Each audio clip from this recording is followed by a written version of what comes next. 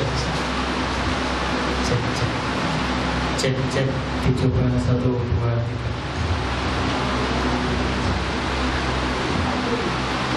3.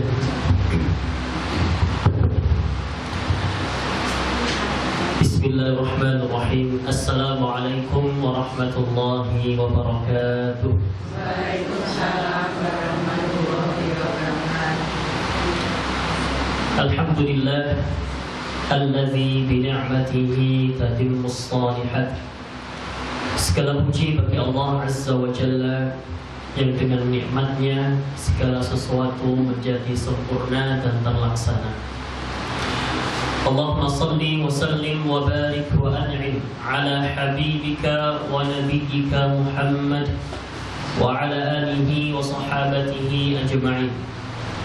Ya Allah, semoga salawat dan salam senantiasa Engkau curahkan kepada Nabi-Mu, utusan-Mu, dan juga kekasih-Mu Muhammad, kepada keluarganya, para sahabatnya, dan juga umatnya yang senantiasa mengikuti sunnah beliau dengan baik hingga hari kiamat kelak. Ya Hayyu Ya Qayyum birahmatika nastaghith aslih lana sya'nana kullah wa la takilna ila anfusina tarfata 'ain. Ya Allah, Zat yang maha hidup, yang maha berdiri sendiri, dengan rahmat-Mu kami memohon, perbaikilah segala urusan kami dan jangan Kau tinggalkan kami walau hanya sekejap. Amma ba'du. Ma'asyiral muslimat, ibu-ibu jamaah ahli pengawasan mushola al-mu'minun rahimani wa rahimakumullah. Pripun kabar panjenengan sedaya? Alhamdulillah. Sehat nggih? Alhamdulillah. Alhamdulillah, kesempatan sore hari ini Allah Subhanahu wa taala kembali mempertemukan kita dalam majelis yang mulia ini. Insyaallah pada kesempatan sore hari ini kita akan membahas suatu tema yang berjudul Tadabbur Surat Ummul Kitab. Napa temanipun? Tadabbur Surat Ummul Kitab. Ibu-ibu dirahmati Allah Subhanahu wa ta'ala, di antara rahmat kasih sayang Allah Subhanahu wa ta'ala yang Allah berikan kepada hambanya adalah Allah Subhanahu wa ta'ala mengutus Rasulnya Muhammad sallallahu alaihi wasallam. Dalam Al-Quran Allah berfirman, "Wa ma arsalnaka illa rahmatan lil alamin." Kata Allah Subhanahu wa ta'ala, dan tidaklah kami mengutus engkau wahai Muhammad kecuali untuk menjadi rahmat bagi sekalian alam. Dan termasuk rahmat Allah Subhanahu wa ta'ala yang paling agung dengan diutusnya Nabi Muhammad sallallahu alaihi wasallam adalah Allah ingin mengeluarkan manusia dari kegelapan menuju cahaya, untuk membimbing mereka kepada jalan Allah yang lurus, untuk menunjuki mereka kepada Tuhan manusia yaitu Allah Subhanahu wa ta'ala, dan untuk menunjuki manusia bahwasanya tempat kembali mereka adalah surga Allah Subhanahu wa ta'ala.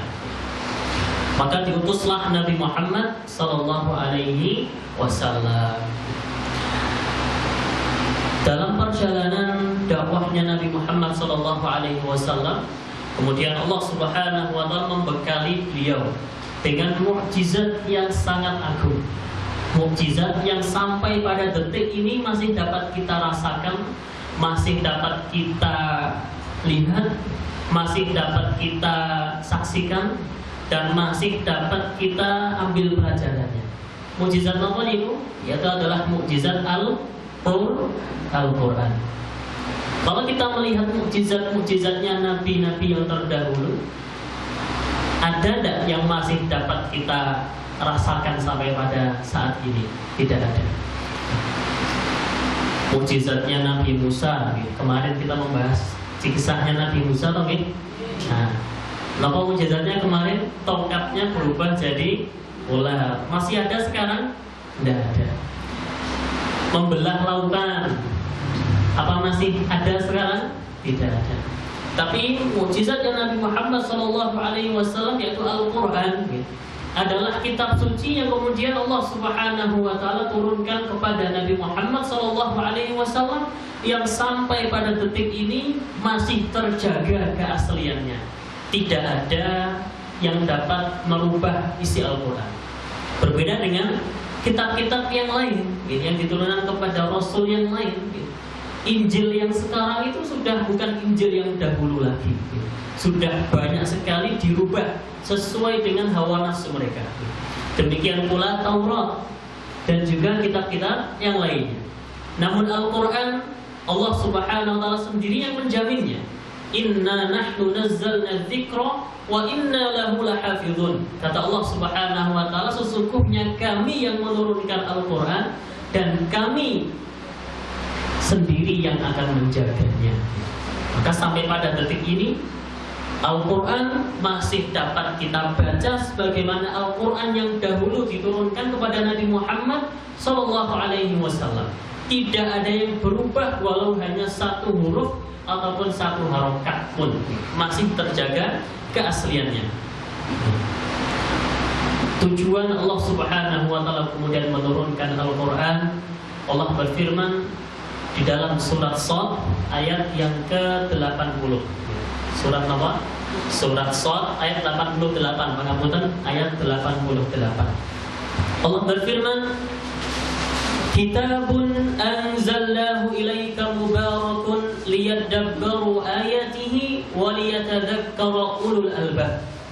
Allah berfirman, Kitabun anzalnahu ilaika, yaitu adalah Al-Quran yang kami turunkan kepada engkau wahai Muhammad, mubarakun, yang di dalamnya berisi banyak sekali keberkahan, kebaikan dan juga manfaat. Begitu banyak sekali.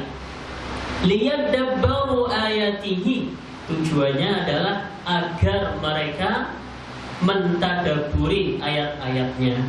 Waliyatadzakkara ulul albab, dan agar orang-orang yang cerdas, orang-orang yang berakal itu dapat mengambil pelajaran. Nah, maka Al-Quran ini adalah petunjuk bagi umat manusia, umatnya Nabi Muhammad SAW dan seluruh manusia. Allah bekali dengan Al-Quran ini untuk menjadi petunjuk dalam hidup mereka, sehingga dengan Al-Quran ini kita jadi dapat mengenal siapa Tuhan kita, yaitu Allah Subhanahu wa Ta'ala. Dengan semakin kita mempelajari Al-Quran, kita akan tahu bagaimana syariatnya Allah Subhanahu wa Ta'ala. Dengan mempelajari Al-Quran, kita akan bertambah keimanan kepada Allah Subhanahu wa Ta'ala. Kita akan mengenal negeri akhirat, kita akan mengenal surga, juga akan mengenal neraka. Kita juga akan mendapatkan banyak sekali pelajaran-pelajaran di dalam Al-Quranul Karim yang dapat membimbing diri kita menuju kehidupan yang lebih baik, menuju pribadi yang lebih baik, dan juga menunjuki kita jalan Allah Subhanahu wa Ta'ala yang lurus. Nah, maka ini adalah Al-Quran. Adakah di antara ibu-ibu di hari ini yang sudah membaca Al-Quran? Alhamdulillah sudah gitu. Wah, sampun Mas Husain, sampun saya sudah baca Al-Quran tadi waktu sholat. Saya baca Qul. Oke, Masya Allah, bagus, lebih bagus ditambah lagi. Jadi jangan sampai hari-hari kita ini terlewatkan tanpa adanya bacaan Al-Quran, ibu-ibu yang dirahmati Allah Subhanahu wa Ta'ala. Semakin kita banyak membaca Al-Quran, akan semakin banyak kebaikan yang kita dapatkan. Buktikan saja, dan sudah banyak membuktikan. Semakin kita banyak baca Al-Quran, orang yang membaca Al-Quran 5 halaman, dia akan dapat mendapatkan kebaikan, keberkahan dalam waktunya, dalam hidupnya, apa yang tidak dapat dirasakan oleh orang yang tidak membaca Al-Quran. Orang yang membaca Al-Quran 1 juz, dia akan mendapatkan banyak sekali kebaikan dalam urusannya, apa yang kemudian tidak dirasakan oleh orang yang hanya membaca 5 halaman. Demikian pula semakin banyak, semakin kita akan mendapatkan kebaikan dalam hidup kita. Makanya ulama-ulama terdahulu pun mereka memperbanyak bacaan Al-Quran mereka, termasuk para sahabat Nabi SAW dan juga Nabi Muhammad SAW senantiasa bersemangat untuk menghatamkan Al-Quran. Maka kalau kita melihat di zaman sekarang ini, kita akan dapati ternyata Al-Quran itu lebih banyak tersimpan di dalam lemari. Gitu. Lebih banyak tersimpan dalam Al-Quran, lebih banyak tersimpan dalam lemari. Ngoten berdebu juga gitu kan. Berarti kan menandakan bahwasanya Al-Qurannya tidak pernah diambil, tidak pernah dibuka dan tidak pernah dibaca. Kalau tidak pernah membaca, maka bagaimana seorang akan mendapatkan petunjuk dari Allah Subhanahu wa Ta'ala? Kitab sucinya saja tidak pernah dibaca. Maka tadi Al-Quran penuh dengan keberkahan bagi siapa yang membacanya dan kemudian merenungi makna-maknanya. Nabi SAW bersabda, "Man qara'a harfan min kitabillah." Siapa yang membaca satu huruf dalam Al-Quran, falahu bihi hasanah, baginya satu kebaikan. Wal hasanatu bi asyri amsalihha, dan setiap satu kebaikan akan dilipatkan menjadi 10 kebaikan. Kata apa betul? Kata satu huruf ganjaran itu pinten? 10 kebaikan. La aqulu alif lam mim harfun, kata Nabi SAW, aku tidak mengatakan alif lam mim itu satu huruf. Kata Nabi SAW, walakin alifun harfun, tapi alif saja itu satu huruf, walamun harfun, lam itu juga satu huruf, wa mimun harfun, dan mim itu juga dihitung satu huruf. Berarti alif lam mim berapa huruf? 3 huruf. 3 kali 10 berarti 30 kebaikan. Baru alif lam mim tok itu. Kalau ibu-ibu mau membaca lebih banyak dari itu, berapa banyak kebaikan yang akan ibu-ibu dapatkan ya. Ketika kita beribadah kepada Allah, prinsipnya adalah sesungguhnya Allah, innama Allah Subhanahu wa Ta'ala yu'badu bil yaqin. Sesungguhnya Allah itu ketika kita ibadahi itu harus penuh dengan keyakinan. Yang pertama kita totalitas. Berapa banyak dapat kita baca. Misalkan kita bagi, memang lebih mudah itu untuk dibagi waktunya. Tidak sekali duduk langsung banyak, tapi dibagi itu akan lebih meringankan. Misalkan dibagi setiap waktu sholat. Dalam sehari ada berapa sholat wajib? 5. Kita bagi subuh, zuhur, asar, maghrib, isya. Subuh kita buka misalkan 2 halaman, kita baca. Zuhur kita baca 2 halaman lagi. Asar 2 halaman. Maghrib 2 halaman. Isya 2 halaman. Total pinten? 10 halaman. 10 halaman. Nah, 1 juz itu 20 halaman. Berarti 10 halaman itu setengah juz. Masya Allah, setiap hari dapat setengah juz. Kalau diurutkan di setengah juz, nanti akan khatam dalam kurun waktu 60 hari, 2 bulan. Mungkin yang selama ini kita khatam mungkin baru sekali seumur hidup, pas cilik itu Mas Husain pun khatam. Mungkin sekarang kita tingkatkan lagi. Ini adalah prinsipnya seperti ini. Ketika kita sudah totalitas, ketika kita baca Al-Quran, kita harus benar-benar yakin bahwasanya Allah Subhanahu wa Ta'ala akan memberikan ganjaran kepada kita.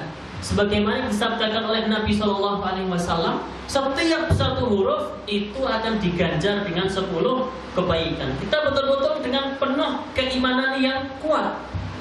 Ya Allah, saya baca ini ya Allah, saya berharap pahalamu ya Allah. Saya yakin ya Allah, Engkau akan memberikan ganjaran kepada saya ya Allah. Karena terkadang mungkin ketika kita beribadah, kita kurang mendatangkan keyakinan yang penuh di dalam iman kita, bahwasanya kalau saya melakukan ibadah ini pasti Allah akan memberikan ganjaran kepada saya selama saya ikhlas dan selama saya mengikuti tuntunannya Nabi Muhammad SAW.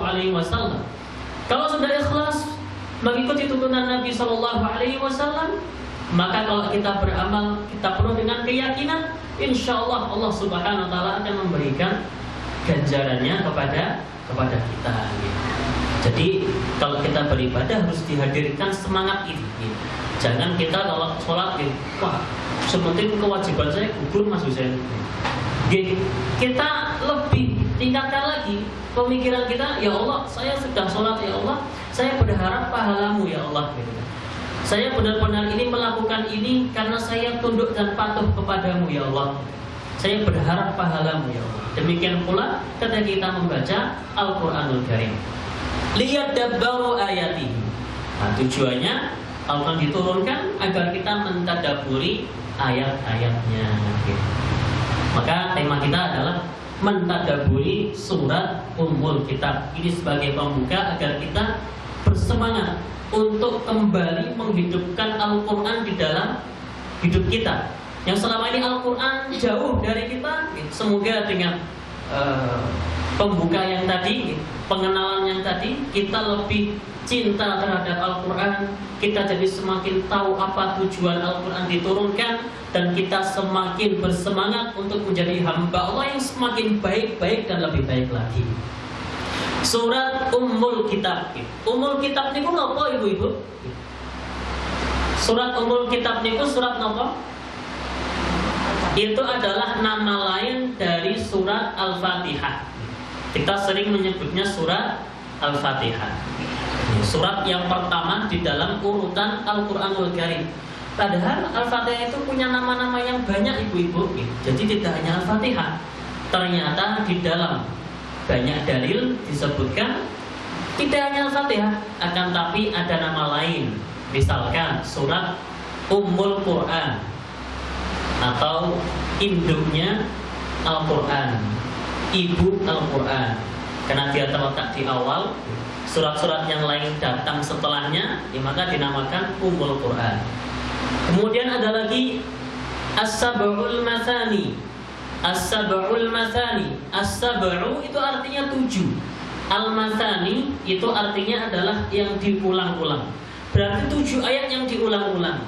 Maksudnya apa? Yaitu yang diulang-ulang dalam bacaan sholat. Kalau kita sholat tidak baca Al-Fatihah sah apa betul? Tidak sah. Maka As-Sab'ul Mathani adalah 7 ayat, yaitu Al-Fatihah yang diulang-ulang ketika sholat, karena dia termasuk rukun daripada rukun-rukun sholat. Ada nama lain Al-Quranul Azim. Nama lain Suratul Hamd, yaitu surat Al-Hamdu.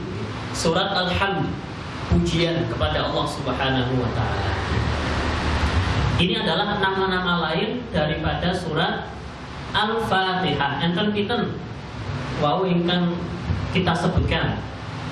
Ada Ummul Kitab, ada Ummul Quran, ada As-Sab'ul Mathani, ada Al-Quranul Azim, ada surat Al-Hamd. Ini nama-nama lain daripada surat Al-Fatihah. Ibu-ibu yang dirahmati Allah Subhanahu wa Ta'ala, Mas Husain, kemudian kalau saya baca Al-Fatihah itu fadilahnya apa ya Mas Husain? Keutamaannya apa? Kekhususan Al-Fatihah itu apa? Oke, siap. Kita akan bahas bersama fadilah daripada surat Al-Fatihah. Setidaknya ada 4 fadilah yang dimiliki oleh surat Al-Fatihah. Yang pertama, ibu-ibu yang dirahmati Allah Subhanahu wa Ta'ala, surat Al-Fatihah itu adalah cahaya. Surat Al-Fatihah itu adalah cahaya yang tidak diberikan kepada nabi siapapun sebelum Nabi Muhammad SAW. Dalam hadis yang diriwayatkan oleh sahabat Ibnu Abbas radhiyallahu anhuma, beliau mengatakan, bainama Jibrilu qa'idun 'inda Nabi sallallahu alaihi wasallam. Sahabat Ibnu Abbas bercerita, suatu ketika malaikat Jibril itu duduk di samping Nabi Muhammad sallallahu alaihi wasallam. Kemudian mendengar tiba-tiba ada suara dari atas. Kemudian malaikat Jibril mengalihkan pandangannya, menaikkan kepalanya ke atas. Kemudian malaikat Jibril mengatakan, "Hadza babun minas sama'i futihal yaum." Wahai Muhammad, sesungguhnya ini adalah salah satu pintu dari pintu-pintu langit yang hanya dibuka pada hari ini. Belum pernah dibuka sebelumnya. Ini pintu langit ini baru dibuka hari ini. Fanazala minhu malak. Kemudian turunlah malaikat dari pintu langit tersebut. Malaikat Jibril kembali mengatakan, "Wahai Muhammad, malaikat yang turun ini adalah malaikat yang hanya turun baru pada hari ini. Sebelum hari ini malaikat ini belum pernah turun, wahai Muhammad." Fasallama. Kemudian datanglah malaikat yang turun dari langit tadi, mengucapkan salam, kemudian mengatakan kepada Nabi Muhammad SAW, "Abshir binuraini utidahuma." Wahai Muhammad, sambutlah, bergembiralah engkau dengan dua cahaya yang diberikan kepadamu. Yaitu dua cahaya tadi adalah Fatihatul Kitab wa Khawatim Suratil Baqarah. Dua cahaya tadi, yang pertama adalah surat Al-Fatihah, yang kedua adalah ayat terakhir dari surat Al-Baqarah. Dimulai dari firman Allah, "Amanar Rasulu bima unzila ilaihi min rabbihi wal mu'minun." Ibu-ibu pernah dengar dan pernah hafal mungkin? Nah, yang panjang itu loh, dua ayat terakhir surat Al-Baqarah. Nah, Nabi Muhammad SAW diberikan abshir binurain, bergembiralah engkau Muhammad dengan dua cahaya yang diberikan kepadamu, yang belum pernah diberikan kepada Nabi, seorang Nabi pun sebelum engkau. Surat Al-Fatihah dan ayat yang terakhir itu dari surat Al-Baqarah. Lam taqra'a biharfin minhuma illa u'titahu. Wahai Muhammad, tidaklah engkau membaca satu huruf pun dari keduanya itu kecuali engkau akan diberikan cahaya. Maka kalau ibu-ibu membaca surat Al-Fatihah itu, insya Allah Allah akan memberikan cahaya. Dalam artian adalah kita akan mendapatkan petunjuk. Karena kalau kita memahami makna surat Al-Fatihah, di situ kita akan benar-benar merasakan bahwasanya di dalam surat ini menjelaskan kepada kita bagaimana kita mengabdi, menyembah, meminta kepada Allah Subhanahu wa taala, dan bahwasanya hidayah itu ada di tangan Allah Subhanahu wa taala. Kita memuji Allah Subhanahu wa taala dan kita meminta kepada Allah jalan yang lurus, petunjuk kepada Allah Subhanahu wa taala. Nanti akan kita bahas setiap ayatnya. Setiap ayatnya. Ini kita baru bahas fadilahnya. Sehingga ini yang pertama, fadilahnya adalah surat Al-Fatihah itu adalah cahaya. Kenapa surat Al-Fatihah adalah cahaya? Yang kedua, annahu bi qira'atiha tahsulul munajatu fi sholati bainal 'abdi wa rabbih. Fadilah surat Al-Fatihah yang kedua adalah dengan membaca surat Al-Fatihah, disitulah munajat antara seorang hamba dengan Tuhannya di dalam sholat. Dengan membaca surat Al-Fatihah, disitulah terdapat munajat antara seorang hamba dengan Tuhannya di dalam sholat. Dalam hadis Nabi SAW bersabda, siapa yang sholat dan dia tidak membaca surat Ummul Quran, yaitu Al-Fatihah, maka sholatnya khidajun, sholatnya tidak sempurna. Beliau ulang ini sebanyak 3 kali. Kemudian Nabi SAW, sebenarnya disampaikan oleh Abu Hurairah radhiyallahu anhu, dia mengatakan, qala Allah Ta'ala, Allah itu akan mengatakan, qasamtus sholata baini wa baina 'abdi nisfaini. Kata Allah, aku membagi sholat antara diriku dengan hambaku itu menjadi 2. Kata Allah, aku membagi sholat antara diriku dengan hambaku itu menjadi 2. Yang dimaksud Allah sholat di sini itu bukan sholat dalam artian sholat di sini adalah Al-Fatihah. Aku membagi Al-Fatihah antara diriku dengan hambaku menjadi 2. Wali abdi masal, dan bagi hambaku apa yang dia minta. Fa idza qala al-abdu, apabila seorang hamba membaca alhamdulillahi rabbil alamin. Qala Allah Ta'ala, Allah akan mengatakan, hamidani abdi, hambaku telah memujiku. Wa idza qala ar-rahmanir rahim, apabila seorang hamba membaca ar-rahmanir rahim, Allah akan mengatakan, asna alayya abdi, hambaku telah menyanjungku. Wa idza qala maliki yaumiddin, apabila seorang hamba melanjutkan membaca maliki yaumiddin, Allah akan mengatakan, majjadani abdi, hambaku telah mengagungkanku. Fa idza qala iyyaka na'budu wa iyyaka nasta'in, apabila seorang hamba melanjutkan membaca iyyaka na'budu wa iyyaka nasta'in, Allah akan mengatakan, hadza baini wa baina abdi wa li abdi masal. Kata Allah, ini adalah antara aku dengan hambaku, dan bagi hambaku apa yang ia minta. Karena iyyaka na'budu wa iyyaka nasta'in, setelah tadi di 3 ayat yang pertama memuji Allah, menyanjung Allah dan mengagungkan Allah, di ayat yang keempat ini kita mengungkapkan, mengikrarkan, ya Allah, hanya kepada Engkau kami menyembah dan hanya kepada Engkau kami minta pertolongan, ya Allah. Kata Allah, hadza baini wa baina abdi, ini antara aku dan hambaku. Wali abdi masal, dan bagi hambaku apa yang ia minta. Kemudian fa idza qala, apabila seorang hamba melanjutkan membaca ihdinas siratal mustaqim siratal ladzina an'amta 'alaihim ghairil maghdubi 'alaihim waladdallin. Niki doa. Ihdinas siratal mustaqim, ya Allah, tunjukilah kepada kami jalan yang lurus.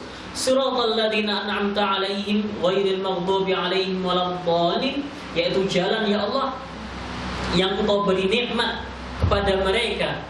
Ghairil maghdubi 'alaihim waladdallin, yaitu bukan jalannya orang-orang yang pemurkai dan bukan jalannya orang-orang yang sesat. Qala hadza li 'abdi, kata Allah Subhanahu wa taala, ini untuk hambaku. Wali abdi masal, dan bagi hambaku apa yang telah ia minta. Maka dalam surat Al-Fatihah ini terdapat munajat antara seorang hamba dengan Tuhannya, yaitu Allah Subhanahu wa taala di dalam sholat.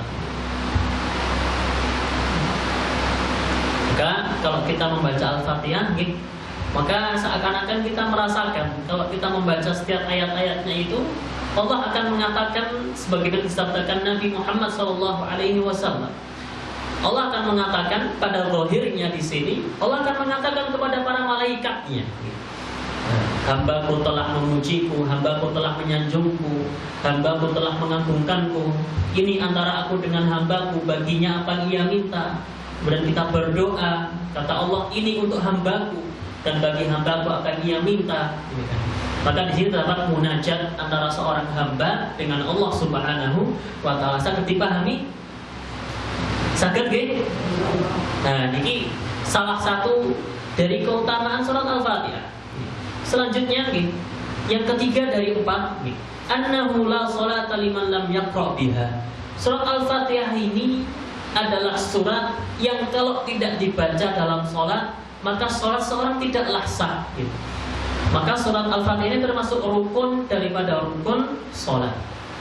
Kata Nabi SAW, la sholata liman lam yaqra bi fatihatil kitab. Sholat seorang bagi siapa yang tidak membaca surat Al-Fatihah. Ini yang ketiga. Ini dapat dipahami gampang, insyaallah. Yang keempat, keutamaan surat Al-Fatihah adalah annaha ruqyatun syafiyah biiznillah ta'ala. Al-Fatihah itu adalah sebagai ruqyah yang dapat mengobati, menyembuhkan dengan izin Allah Ta'ala. Ini perlu digarisbawahi, yaitu dengan izin Allah Ta'ala. Kita membaca surat Al-Fatihah ini sebagai wasilah, sebagai pengobatan. Dapun yang memberikan kesembuhan itu sinten? Allah Subhanahu wa Ta'ala. Maka kita tambahi, surat Al-Fatihah adalah ruqyah yang dapat menyembuhkan, yang dapat mengobati dengan izin Allah Ta'ala. Jadi dalam hadis diceritakan oleh sahabat Abu Sa'id Al-Khudri radhiyallahu anhu, dia bercerita Suatu ketika ada rombongan para sahabat Nabi Muhammad SAW yang melakukan perjalanan jauh. Setelah melakukan perjalanan jauh, mereka singgah di suatu desa, suatu perkampungan. Para sahabat Nabi ini singgah di sana meminta jamuan daripada penduduk desa tersebut. Akan tapi ternyata penduduk desa tersebut tidak mau memberikan jamuan kepada para sahabat Nabi SAW. Sampai akhirnya terjadi peristiwa di desa tersebut. Ternyata pemimpin desa tersebut, pemimpin kaumnya, digigit oleh seekor ular. Digigit seekor ular yang berbisa. Akhirnya para penduduk desa berusaha mencari bagaimana bisa mengobati, menyembuhkan rajanya ataupun pemimpin desanya tersebut agar sembuh. Sudah diusahakan dengan berbagai cara, ternyata tidak dapat disembuhkan. Tidak ada yang berhasil. Sampai akhirnya ada yang mengatakan, adakah di antara kalian punya ide siapa yang dapat menyembuhkan ini, atau apapun yang dapat membantu agar pemimpin kita ini sembuh? Lalu ada yang mengatakan, Pak, bagaimana kalau kita tanyakan kepada rombongan tersebut, saya dapat menyembuhkannya. Akhirnya mereka meminta kepada para sahabat Nabi Muhammad SAW untuk meruqyah, untuk membantu barangkali bisa mengobati sakit gigitan ular tadi yang mengenai pemimpin daripada kaum mereka. Kemudian para sahabat Nabi SAW setelah dimintai pertolongan, mereka mengatakan, ya, kami akan membantu untuk meruqyah, tapi dengan syarat kami meminta syarat agar kalian memberikan jamuan kepada kami. Apa? Untuk meminta jamuan karena sudah perjalanan jauh, mereka tadi minta jamuan tapi tidak diberikan. Nah, sekarang kok malah mereka minta tolong. Oke, sepakat, kita deal. Saya akan bantu mengobati pemimpinmu, tapi dengan syarat kamu harus menjamu kami, yaitu dengan dihidangkan kambing. Akhirnya sepakat. Nah, datanglah sahabat Nabi Muhammad SAW ini kepada pemimpin kaum tersebut. Didatangi, yaqfulu alaihi, ditiupkan kepadanya, dibacakan surat Al-Fatihah. Maka kemudian apa yang terjadi? Setelah diruqyah dengan baca surat Al-Fatihah, faka'annama nasyita min 'iqanin fantalaqa yamshi wa ma bihi qalabah. Setelah diruqyah, ternyata dengan izin Allah Subhanahu wa taala sakitnya itu sembuh dan pemimpin tadi dapat berjalan normal kembali sebagaimana seakan-akan dia tidak terkena sakit. Sudah sembuh total, sudah dapat berjalan kembali. Sampai akhirnya kemudian karena telah kesepakatan diberikan kambing, diberikanlah kambing-kambing kepada sahabat Nabi Muhammad SAW. Mereka mengatakan, ayo kita bagi. Jangan dulu dibagi sampai kita benar-benar bertanya kepada Rasulullah SAW, apakah benar apa yang telah kita lakukan tadi? Apakah benar Al-Fatihah itu memang benar-benar sebagai ruqyah? Jadi sahabat tadi itu belum tahu sebenarnya, tapi dengan ilham dari Allah Subhanahu wa taala akhirnya diruqyahlah dengan bacaan surat Al-Fatihah. Ketika disampaikan kepada Nabi Muhammad SAW, Nabi mengatakan, wa ma yudrika annaha ruqyah, wahai para sahabatku, dari mana engkau tahu bahwasanya Al-Fatihah adalah ruqyah? Nabi mengatakan, qad asabtum, kalian telah benar. Bagilah kambing-kambing tersebut dan undanglah aku untuk menikmati bersama kalian kambing tersebut, sebagai bentuk bahwasanya ini benar-benar apa yang dilakukan oleh para sahabat ini adalah perbuatan yang benar. Maka ibu-ibu yang dirahmati Allah Subhanahu wa taala, kalau ibu-ibu tertimpa sakit atau ibu-ibu mendapatkan rasa sakit di bagian tubuhnya ataupun mengalami demam ataupun apapun itu, maka kita usahakan lewat ruqyah mandiri. Kita meruqyah diri kita sendiri, tidak dengan orang lain, tapi dengan diri kita sendiri. Jadi pun caranya Mas Husain, sebagaimana para sahabat Nabi Muhammad SAW, kita bacakan surat Al-Fatihah. Cobi ibu-ibu kalau lagi sakit gitu kan, ambil segelas air, ibu-ibu bacakan di dalamnya Al-Fatihah gitu. Dan kemudian minta kepada Allah SWT dengan yakin, ya Allah saya minta kesembuhan gitu. Dengan wasilah Fatihah tadi dibacakan dalam air, kemudian ibu bisa meminumnya. Ataupun dengan surat-surat yang lain, karena Al-Quran itu memang diturunkan oleh Allah Subhanahu wa Ta'ala sebagai obat. Kalau tadi yang dilakukan oleh para sahabat Nabi Muhammad SAW adalah dengan surat Al-Fatihah. Sampun enten yang pernah mencoba belum? Pengobatan dengan ruqyah mandiri, yaitu dengan membacakan surat Al-Fatihah. Bangun tidur. Nah, jadi itu adalah keutamaan dari surat Al-Fatihah, ternyata juga dapat sebagai obat dengan izin Allah Subhanahu wa Ta'ala.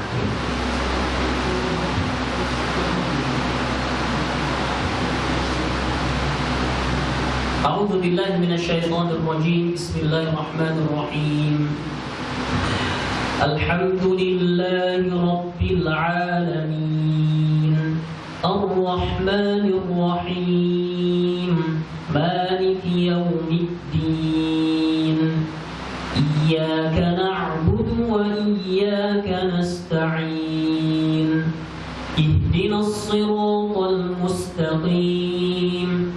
Siratal ladzina an'amta 'alaihim ghairil maghdubi 'alaihim waladdallin.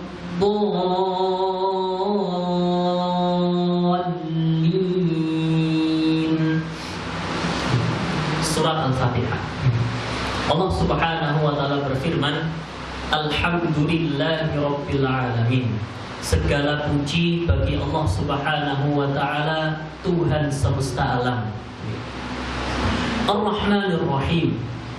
Dialah Allah zat yang maha pengasih, maha penyayang. Maliki yaumiddin.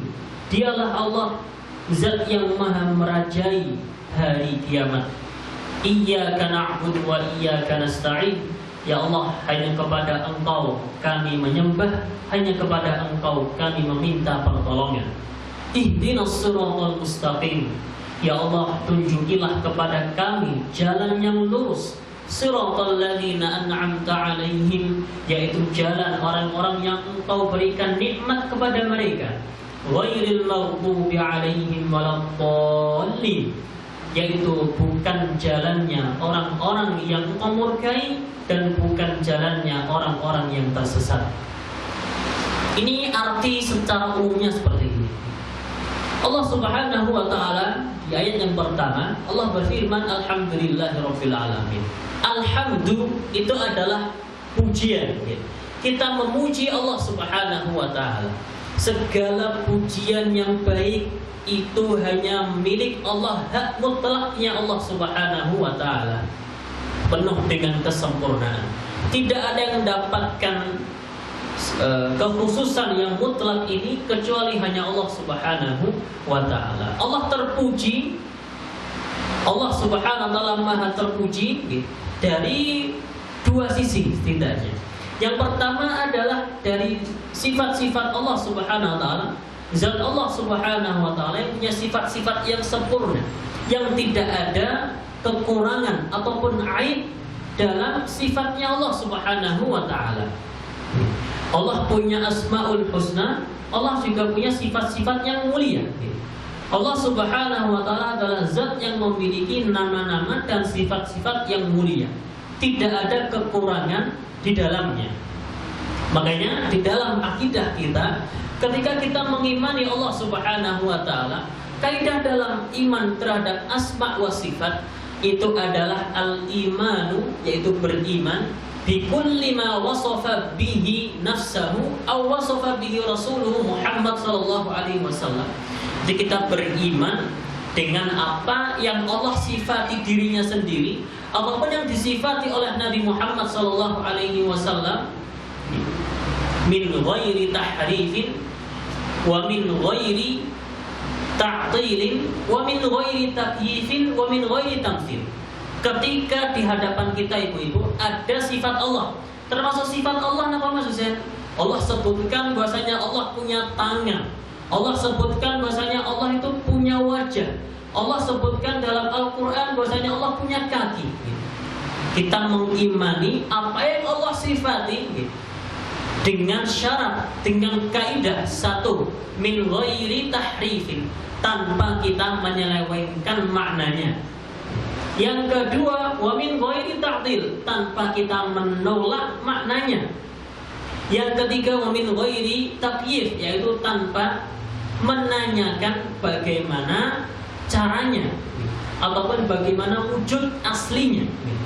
Wa min ghairi tamtsilin, yang terakhir adalah bagaimana kita jangan sampai menanyakan ataupun jangan sampai kita menyerupakan Allah Subhanahu wa taala dengan sesuatu apapun. Jadi ketika kita dihadapkan di dalam Al-Qur'an, Allah banyak menyebutkan sifat-sifat dirinya. Termasuk tadi ada sifat tangan. Berarti Allah menyebutkan bahwasanya Allah punya tangan. Allah mengabarkan kepada kita apa yang kita pahami, apa yang dipahami oleh manusia. Tidak mungkin Allah menyebutkan dalam Al-Quran apa yang tidak dipahami oleh manusia. Ketika Allah menyebutkan yad, itu berarti tangan. Maka kita mengimani, oh berarti Allah punya tangan. Min ghairi tahrif, tanpa kita menyelewengkan maknanya. Karena ada sebagian yang kemudian menyelewengkan makna tangan Allah karena ia benar-benar ingin mensucikan Allah. Oh, kalau Allah punya tangan, berarti Allah seperti makhluk. Karena dia ingin kabur dari apa yang ia yakini ini, akhirnya ia menyelewengkan tangan dengan kekuasaan Allah Subhanahu wa taala atau kuasa Allah Subhanahu wa taala. Padahal ini tidaklah apa yang diinginkan oleh Allah Subhanahu wa taala. Ketika Allah mengabarkan kepada kita Allah punya tangan, itu adalah tangan Allah yang hakiki. Min ghairi tahrif, tanpa kita menyelewengkan, wa min ghairi ta'dil, tanpa kita menolak maknanya, min ghairi taqyif, tanpa kita menanyakan bagaimananya. Allah punya tangan yang jelas tangan Allah bukan seperti tangan makhluk. Wa min ghairi tamtsil, yaitu tanpa kita menyerupakan Allah dengan sesuatu apapun. Allah berfirman, laisa kamitslihi syai'un wa huwas samiul basir. Tidak ada yang serupa dengan Allah, dan dialah Allah zat yang maha mendengar, maha melihat. Allah telah berfirman sendiri, laisa kamitslihi syai'un, tidak ada yang serupa dengan Allah Subhanahu wa taala. Kita imani saja Allah punya tangan. Allah punya tangan yang hakiki. Bagaimananya tidak tahu, tapi tentu ada tangan Allah Subhanahu wa taala. Kita tidak tahu. Kita tidak sampai pikiran kita kepadanya. Yang jelas kita hanya mengimani. Allah mengabarkan kepada kita Allah turun. Ya, kita imani Allah Subhanahu wa taala turun dengan segala kesempurnaan Allah. Tidak ada sifat Allah yang kemudian ketika Allah tetapkan itu bagi dirinya, tidak ada kemudian yang ada aib ataupun kekurangan di sana. Semuanya penuh dengan kesempurnaan.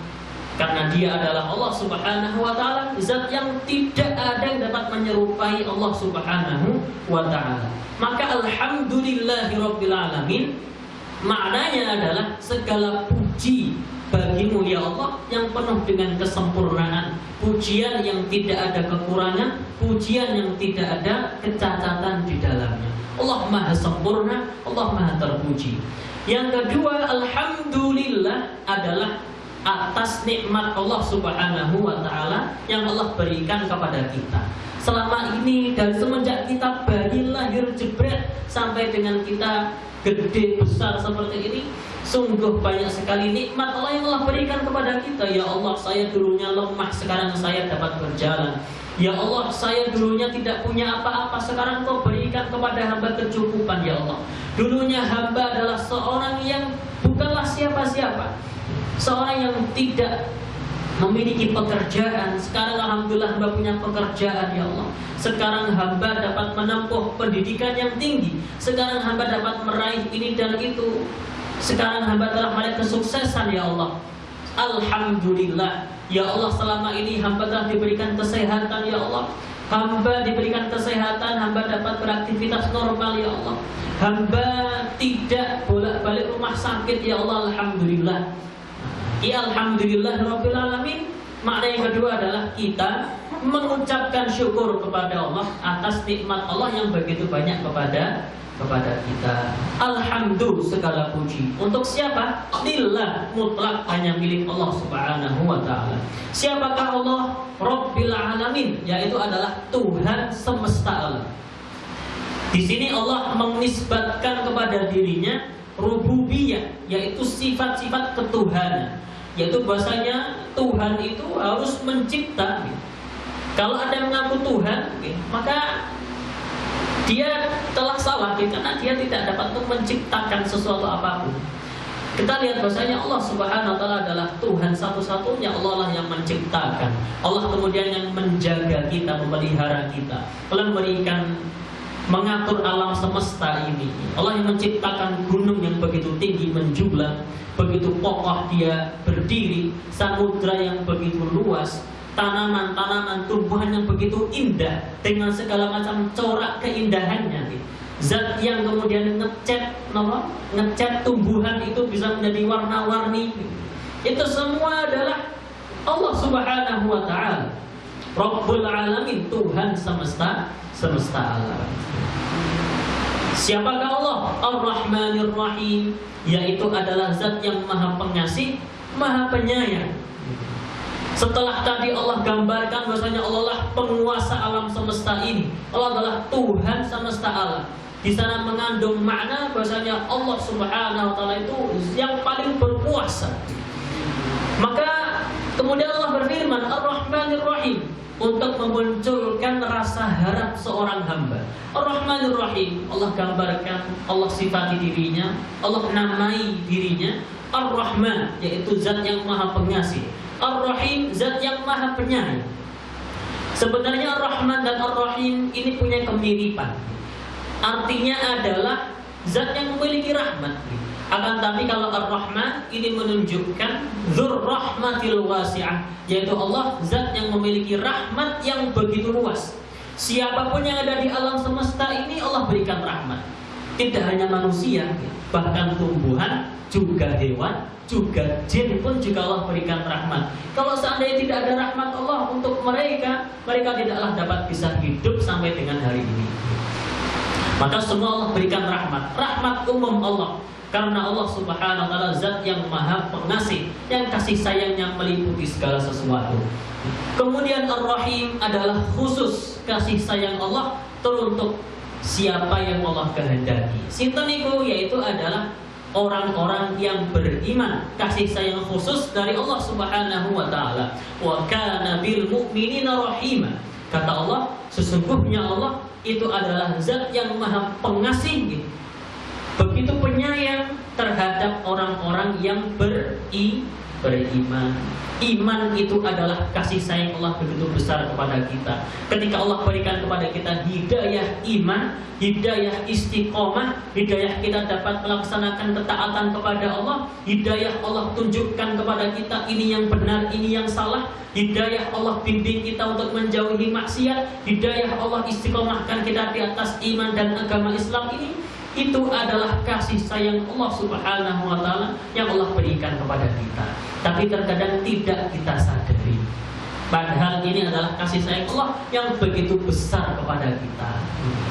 Termasuk ibu-ibu dapat hadir di pengajian untuk menimba ilmu agama. Ini merupakan kasih sayang Allah Subhanahu wa taala kepada panjenengan semua. Berarti Allah menginginkan kasih sayangnya, Allah menginginkan ada kebaikan pada ibu-ibu semua, insyaallah ta'ala. Ar-Rahmanir Rahim, Malik Yaumiddin. Setelah tadi diberikan rasa harap oleh Allah Subhanahu wa ta'ala, sehingga kita benar-benar merasakan Allah itu maha pengasih, kasih sayangnya sangat luar biasa, melebihi kasih sayang seorang ibu terhadap anaknya.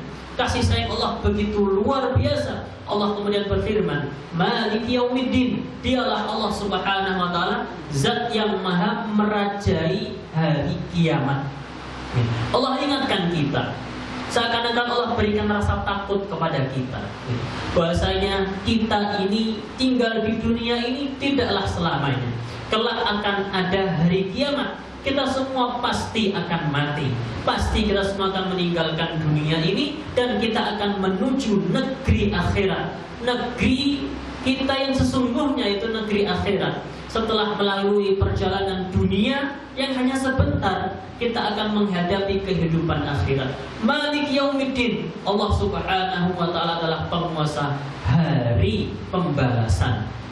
Hari di mana kita akan dibalas setiap perbuatan kita. Maka ketika kita membaca Malik Yaumiddin, ketika itu kita rasakan, ya Allah, amal apapun yang hamba kerjakan di dunia ini, ya Allah, baik kebaikan ataupun keburukan, ya Allah, sesungguhnya Engkau melihatnya, ya Allah. Tidak ada yang luput darimu, ya Allah. Bahkan sekecil apapun, ya Allah, yang hamba lakukan, itu akan Engkau tulis, ya Allah.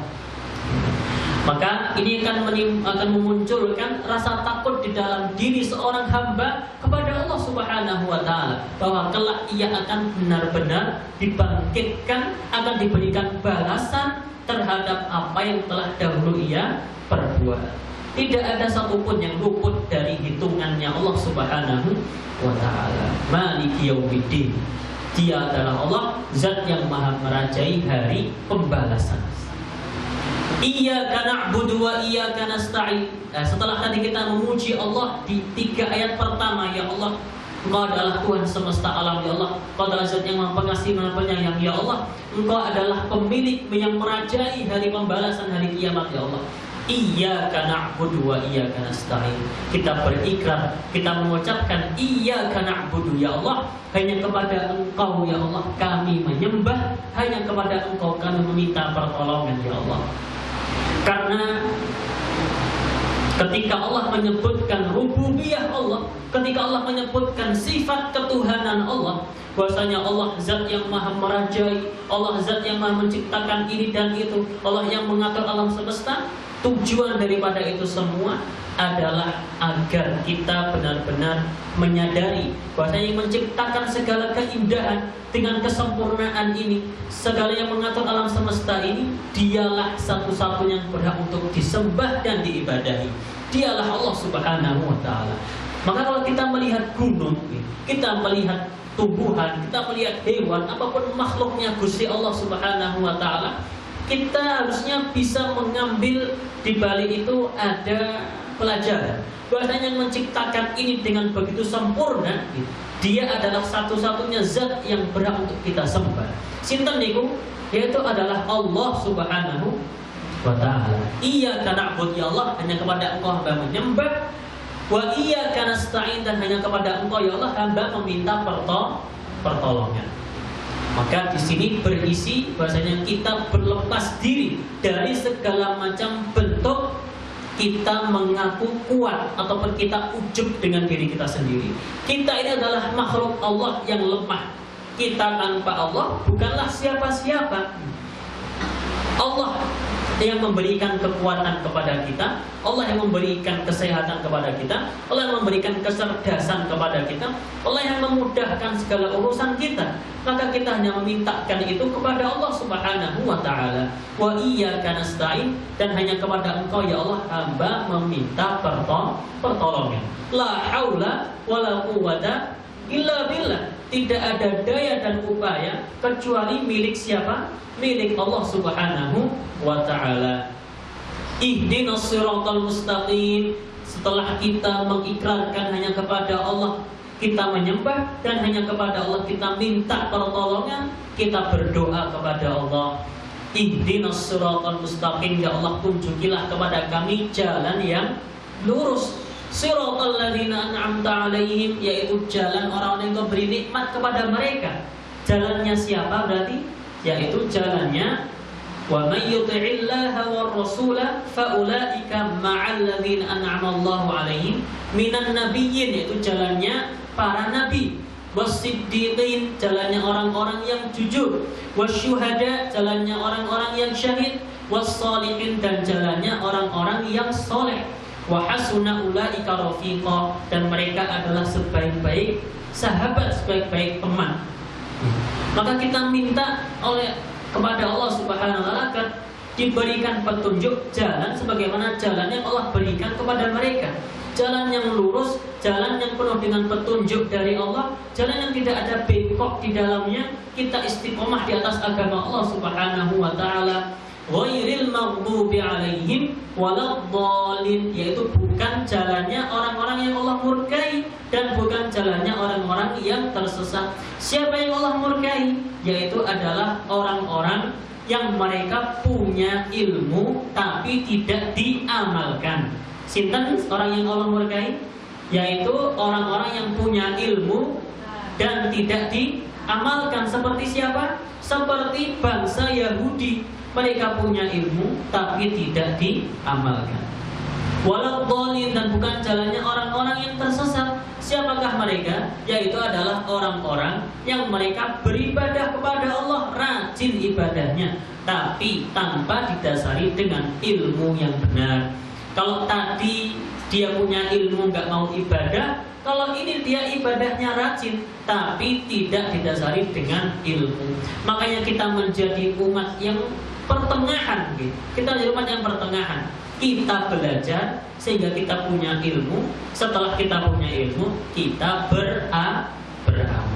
Kalau ibu-ibu sudah diberikan ilmu oleh Allah Subhanahu wa taala, sudah ngaji, sudah dapat ilmu, oh ini yang benar, ini yang salah, oh ini yang baik, ini yang buruk, oh ini yang halal, ini yang haram.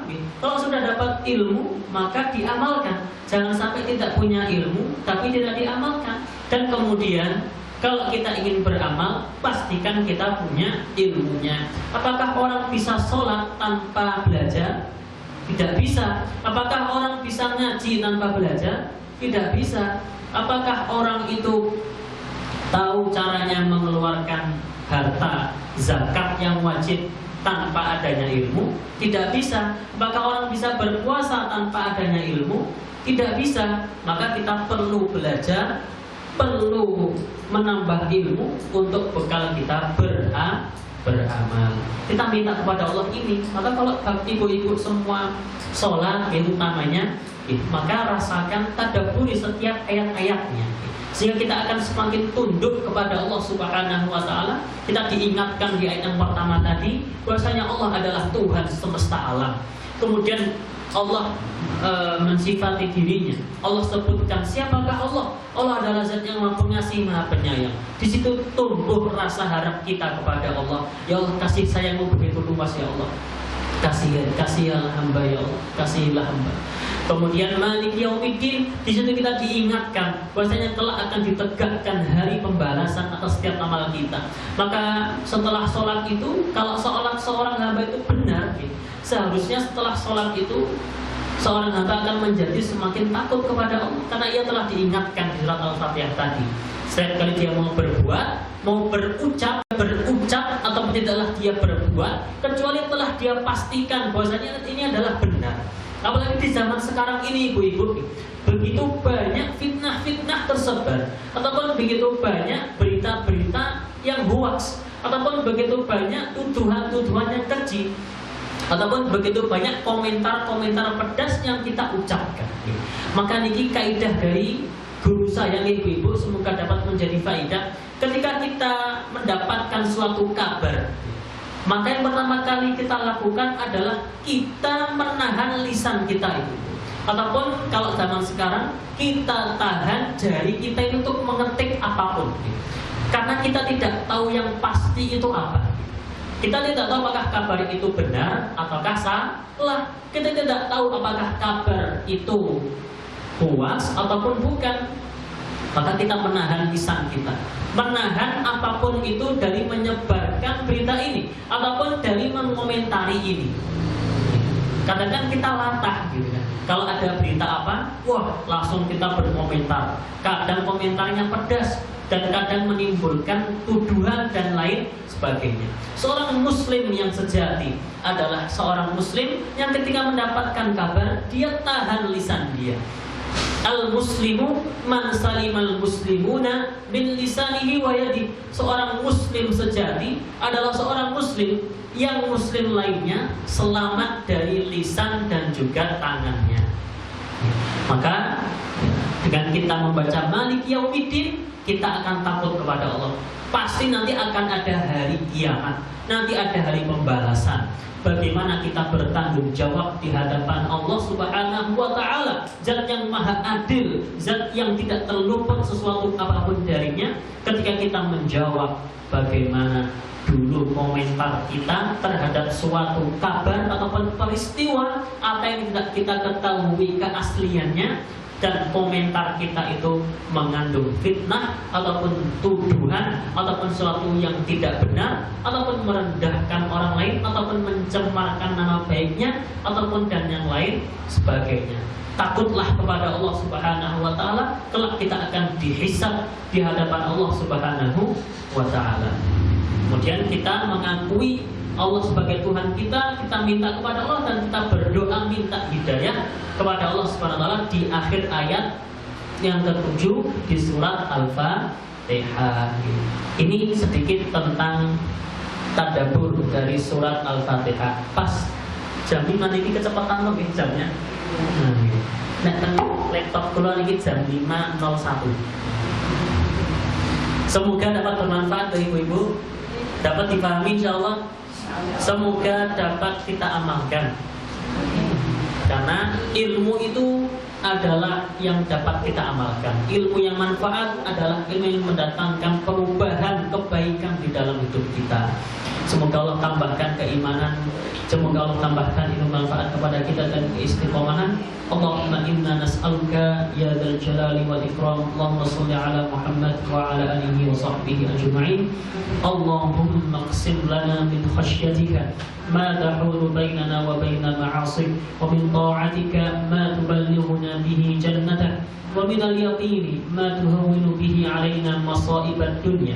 Allahumma inna nas'aluka al-huda wat-tuqa wal-'afafa wal-ghina. Allahumma aslih lana dinana alladhi huwa 'ismatu amrina, wa aslih lana dunyana allati fiha ma'ashuna, wa aslih lana akhiratana allati ilaiha ma'aduna, waj'alil hayata ziyadatan lana fi kulli khair, waj'alil mauta rahatan lana min kulli syarr.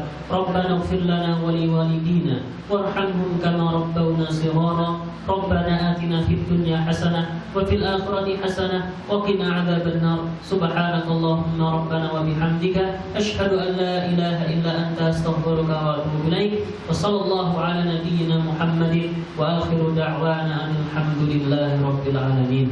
Wassalamualaikum warahmatullahi wabarakatuh.